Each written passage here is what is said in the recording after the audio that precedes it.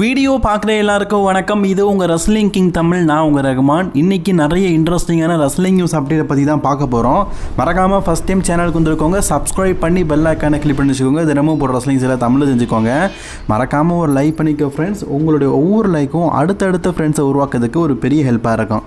சராயா அப்படிங்கிற பேஜை பற்றி உங்களுக்கு தெரியும். சராயா அப்படிங்கிற நேமில் தான் AEWல ஒர்க் பண்ணிட்டு இருந்தாங்க. அவங்களுடைய கான்ட்ராக்ட் பார்த்திங்கன்னா அக்டோபர் மந்தோட முடிய போகுது. சரி, அவங்க அக்டோபர் மந்தோட முடிய போகுது இல்லை, அப்போ கண்டிப்பாக WWE பக்கம் தான் வருவாங்க அப்படி சில செய்திகளாக வந்தது. அப்படிங்கிறத பற்றி இதுக்கு முன்னாடி போட்ட வீடியோவில் நம்ம சொல்லியிருந்தோம். இப்போ என்னென்னா, திடீர்னு சராயா வந்து AEW விட்டு போயிட்டாங்களாம். இது அஃபிஷியலி AEWவே சொல்லியிருக்கிறாங்க. இப்போது என்ன பிரச்சனைனா, AEWல சராயோடைய கான்ட்ராக்ட் வந்து இன்னும் ஒரு 4 மாதம் இருக்குது. அதுக்கு முன்னாடியே வந்துட்டாங்கன்னா ஏதோ ஒரு பிரச்சனை இருக்குது. இதை சராயாவே பார்த்திங்கன்னா அவங்க சோஷியல் மீடியாவில் சொல்லியிருக்கிறாங்க. அண்ட் இதுக்கப்புறமா என்னுடைய 2025 என் ஃப்யூச்சர் எப்படி இருக்க போகுது அப்படிங்கிறத பற்றியும் சொல்லியும் ஒரு மென்ஷன் பண்ணியிருக்கிறாங்க. காய்ஸ், சராயாவை இதுக்கப்புறமா WWEல எதிர்பார்க்கலாம். இதுக்கு முன்னாடி WWEல இருக்கும்போது அவங்களுக்கு இன்ஜுரிலாம் இருந்தது, சண்டை போட கொஞ்சம் பிரச்சனை அப்படிங்கிறதுனால தான் WWE விட்டு போனாங்க. அதர் ரெஸ்லிங் கம்பெனியில் போய் சாதிச்சுட்டு மீண்டும் WWEக்கு வருவேன் அப்படிங்கிற மாதிரி தான் சொல்லிட்டு போனாங்க. இப்போது ஃபுல் அண்ட் ஃபுல் ஃபிட்டாக இருக்கிறாங்க. அண்ட் AEWல சாம்பியனாக இருந்தும் சாதிச்சு காட்டிட்டாங்க.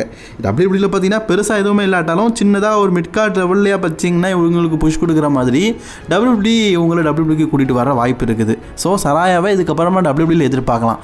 எப்போ எதிர்பார்க்கலாம்னு கேட்டிங்கன்னா, ரெஸ்ல்மேனியாக்கு அப்புறமா எதிர்பார்க்கலாம். ஏன்னா WWE மாதிரி பெரிய ரூல்ஸ் அண்ட் கண்டிஷன்லாம் AEWல கிடையாது.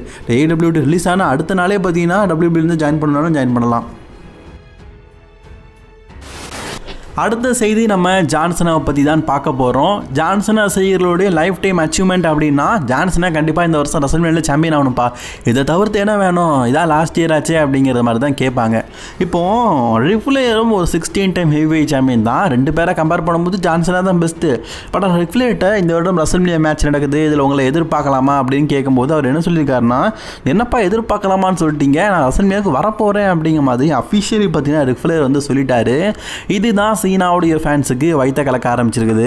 ஆக்சுவலி ஜான்சனா எப்படி ஒரு 16 டைம் ஹெவிவெயிட் சாம்பியனோ, இவரும் ஒரு 16 டைம் ஹெவிவெயிட் சாம்பியன். சமீபத்தில் ரிஃப்ளேர் என்ன சொன்னார்னா, ஜான்சனை வந்து நான் ராக்கு கூட சேர்ந்துட்டேன், இதுக்கப்புறமா 17 டைம் சாம்பியன் ஆவேன்னு சொல்லும்போது எடுத்த முடிவு தப்பானது. 16 டைம் ஹெவிவெயிட் சாம்பியன்னா அது நான் மட்டும்தான், என்னோட ரெக்கார்டு கூட நீ டைப் பண்ணலாம், ஆனால் எக்காரணத்தை கொண்டு என்னை வீழ்த்த முடியாது, அப்படி வீழ்த்தினா அவனை தடி எடுத்து அடிப்பேன், அதாவது உன்னை தோக்கடிப்பேன் அப்படிங்கிற மாதிரி ரிஃப்ளேர் சொல்லியிருப்பார். இப்படி தாங்க 2018 பட்டிஸ்டா வந்து ரிஃப்ளேர் அடிச்சிட்டான் அப்படிங்கிற ஒருத்த காரணத்துக்காக ரெஸ்ல்மேனியால பார்த்தீங்கன்னா பட்டிஸ்டாக்கும் ட்ரிபிள் எச்சுக்கும் ஒரு மேட்ச் நடந்திருக்கும். அந்த மேட்சோடைய குறுக்காலியை பார்த்தீங்கன்னா இந்த ரிஃப்ளேர் பைபிள் தில்லாலங்கடி வேலை பண்ணி அன்னைக்கு ட்ரிபிள் எச்சை வின் பண்ண வச்சிருப்பாரு.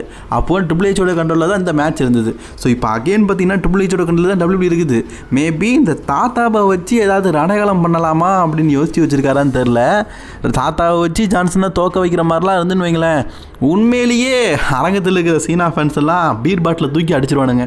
தாத்தா நீங்கள் கொஞ்சம் பார்த்துருங்க, உங்கள் ஆயுசு கெட்டி ஆகணும்னா நீங்கள் ரெஸ்ல்மேனியா பக்கம் வராமல் இருக்கணும். இவர் கண்டிப்பாக இதுக்காக தான் வருவார் அப்படின்னு சொல்ல முடியாது. ஏன் கேட்டிங்கன்னா, அவருடைய மகளான ஷார்லட் ஃப்ளேருக்கும் ரெஸ்ல்மேனியால மேட்ச் இருக்குது. அதுவும் டிஃப்னி எதிர்த்து மோத போகிறாங்க. மேபி இந்த மேட்ச்சில் டிஃப்ட் கொடுக்குற மாதிரி அப்பா மூலியமாக ஹெல்ப் பண்ணுற மாதிரி கொண்டு போகிறாங்களான்னு தெரில. ஏன்னா இதுக்கு முன்னாடி பெக்கிலிஜிக்கெலாம் உமா கொடுத்துருக்காருல, அந்த உமா வாயன், அதனால் மேபி சொல்ல முடியாது. டிஃப்னி வாயன் அழகாக இருக்குது, ஒரு உமா கொடுத்துடலான்னு சொல்லி வரதுக்காக வருவார். நீங்கள் பெக்கிலிஜிக்கு ரிஃப்ளேர் உமா கொடுத்த வீடியோ பார்த்துருக்கீங்க? பார்த்தீங்கன்னா மறக்காமல் கமெண்ட் பாக்ஸில் கமெண்ட் பண்ணிக்கோங்க. சரி, அடுத்த செய்தியை பற்றி பார்க்கலாம். உங்களுக்கு ஜெசிகா அக்காவை பற்றி தெரியும்னு நினைக்கிறேன். WWEயோடைய ரெஃப்ரியாக இருக்கிறவங்க. ஆக்சுவலி WWE வரலாற்றிலேயே பார்த்தீங்கன்னா முதலாக ஒரு பெண் மல்யுத்த வீரர் வந்து ஒரு ரெஃப்ரியாக ஆகிருக்கிறாங்க அப்படின்னா அது ஜெசிகா தானா. ஏப்பா, WWEல முன்னாடி லீட்டாக ட்ரெஸ்ஸு போட்டுட்டு வந்தது, கவர்ச்சி கன்னியாக வந்ததெல்லாம் உனக்கு தெரியான்னு கேட்டிங்கன்னா அதெல்லாம் ஞாபகம் இருக்குது. வீட்டில் அதெல்லாம் டிவியில் பார்க்கும்போது தொடப்ப கட்டையில் அடி வாங்கினது, என்னடா அம்மனை குண்டி வீடியோலாம் பார்க்குறேன், ஏம்மா ட்ரெஸ் எல்லாம் போட்டிருக்காங்கம்மா அப்படிலாம் சொல்லும் ஞாபகம்லாம் இருக்குது. ஸோ அப்போதெல்லாம் ஒரு காலம்.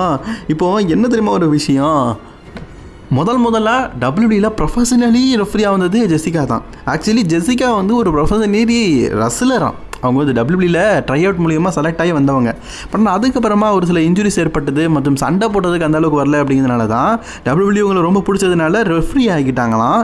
ஸோ கிட்டத்தட்ட WWEல பார்த்தீங்கன்னா 4 வருஷமாக ஒர்க் பண்ணிட்டு இருக்காங்களாம். இப்போது WWE வந்து எவலப் அப்படிங்கிற ப்ரோக்ராமிங் மூலியமாக பல ரெஸ்லர்ஸை உருவாக்கியிருக்காங்கல்ல, அதில் பேரே பார்த்தீங்கன்னா ஜெசிகா தான். நான் எப்படியாவது ரெஸ்லிங்கர் ஆகணும் அப்படின்னு சொல்லிட்டு பேரெலாம் கொடுத்துட்டாங்க. அவங்களுக்கு பேர் பார்த்தீங்கன்னா லக்ஸியாஸா, அது ஒரு பேர் மறந்து போச்சு. ஸோ லியாக்ஸ் அப்படிங்கிற பேர் நினைக்கிறேன். எப்பா எடிட்டரு, அவன் ஒரு பேர் என்ன, இந்த பொம்பளைக்கு பேர் கயலக்ஸு. அந்த பேரில் தான் இப்போ டெபியூட் ஆகிருக்கிறாங்க. WWE டெபியூட் ஆகும்போது பார்த்தீங்கன்னா அவங்க ஒரு ரெஃப்ரி அப்படிங்கிறது தெரியக்கூடாது அப்படிங்கிறதுக்காக மாஸ்க் போட்டுட்டு சண்டை போட்டுக்கிறாங்க. இப்போ எவலப் அப்படிங்கிறது WWE யூடியூப் சேனல்லேயே அப்லோட் பண்ணியிருக்கிறாங்க. நீங்கள் பார்க்கணுன்னா பார்த்துக்கோங்க. ஸோ அந்த யூடியூப் சேனலில் தான் எவலப்பில் நம்ம ஜெசிகாக்கா பார்த்தீங்கன்னா வேறு ஒரு நேமில் வந்திருக்கிறாங்க. ஸோ ஜெசிகாக்காவை இதுக்கப்புறமா ரெஃப்ரியாக பார்க்க போகிறது கிடையாது. இதுக்கப்புறமா சண்டை போடுற பொம்பளையாக பார்க்க போகிறோம். மேபி 2 வேலையும் பார்ப்பாங்க போல இருக்குது. சண்டையும் போடுவாங்க, ரெஃப்ரி வேலையும் பார்ப்பாங்க போல இருக்குது. அதுக்கப்புறமா எவல்யூஷன் அப்படிங்கிற பெண்களுக்கான ஒரு பேப்பரிவே WWE 2018 நடத்தினானுங்க, 2017. ஸோ அதுக்கப்புறமா பார்த்தீங்கன்னா அதை தொடர்ந்து இந்த வருடமும் நடத்த போகிறாங்க அப்படிங்கிற மாதிரி செய்தி கிடச்சில்ல. ஸோ அதுக்கு எவ்வளோ சீசன் 2 அப்படின்னு பேர் வச்சிருக்கிறாங்க.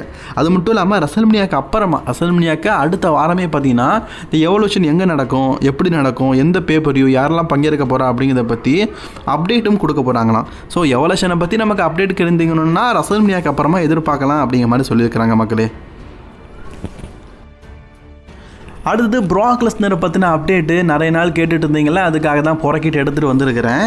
ப்ராக் லெஸ்னர் சமீபத்தில் பார்த்தீங்கன்னா ஒரு பியூட்டி ஷாப்பா இல்லாட்டா ஏதோ ஒரு ஷாப்புங்க, என்ன ஷாப்புன்னு தெரில, அங்கே இருக்கிற இடத்தெல்லாம் பார்க்கும்போது மெடிக்கல் ஷாப் மாதிரி இருக்குது. ஸோ அங்கே ப்ராக் லெஸ்னர் தான் மகளை கூட்டிகிட்டு வந்திருக்காரு. இது மெடிக்கல் ஷாப் இல்லைங்க, இந்த முடிவெட்டுவோம்ல சலூன், அந்த ஒரு சலூன் போல் இருக்குது. ஸோ அதுக்கு தான் பொண்ணை கூட்டிகிட்டு போயிருக்காரு. ஸோ அப்போது ஒரு சில ஃபேன்ஸ் பார்த்துட்டு ப்ராக் லெஸ்னர் கூட சேர்ந்து வீடியோ எடுத்து சோஷியல் மீடியாவில் அப்லோட் பண்ணியிருக்கிறாங்க. ரொம்ப நாள் கழிச்சு நம்ம ப்ராக் லெஸ்னரை பார்த்துருக்கோம். இது ஒரு சந்தோஷமான செய்தி தான். என்ன, எப்போ ப்ராக் லெஸ்னர் ரிங்குக்கு வராரோ அப்போ தான் ப்ராக் லெஸ்னர் ரசிகர்களுக்கு சந்தோஷம். அது வரைக்கும் துக்க நாள் தாங்க. ஸ்மாக்டவுனில் லிலியா கிரேஸை தான் பார்த்தீங்கன்னா இப்போ கமெண்டராக ஒர்க் பண்ணிட்டு இருந்தாங்க. ஆக்சுவலி சமந்தா இர்வான் வந்து ரா பிராண்டில் போனதுக்கப்புறமா இவங்க தான் வந்து கமெண்ட்ரி பண்ணிட்டு இருந்தாங்க. ஈவன் ஸ்பெஷல் ஈவெண்ட்டுக்கெலாம் கமெண்ட் பண்ணிட்டு இருந்தாங்க.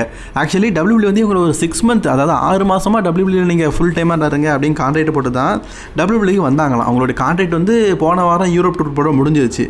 ஸோ இப்போது அவங்களுக்கு அகேன்ஸ்டாக இன்னொருத்தரை பார்த்தீங்கன்னா கமெண்டரில் உட்கார வைக்கணும். ஸோ நிறைய பேர் வந்து ஜோஜோ பேர்லாம் அடிபட்டது, அதாவது நம்ம பிரேவடோட ஒய்ஃபு. பட் ஆனால் அவங்க வந்து WWE வந்து இதுக்கு முன்னாடி ஜெசிகா இருக்கும்போதே பார்த்தீங்கன்னா வேற ஒருத்தங்களை வந்து கமெண்டராக புக் பண்ணிட்டாங்களாம். அது யார் அப்படிங்கிறத ரிவீல் பண்ணியிருக்கிறாங்க. ஸோ அவருடைய பேர் என்னன்னு கேட்டிங்கன்னா மார்க் ஷன்னோக்.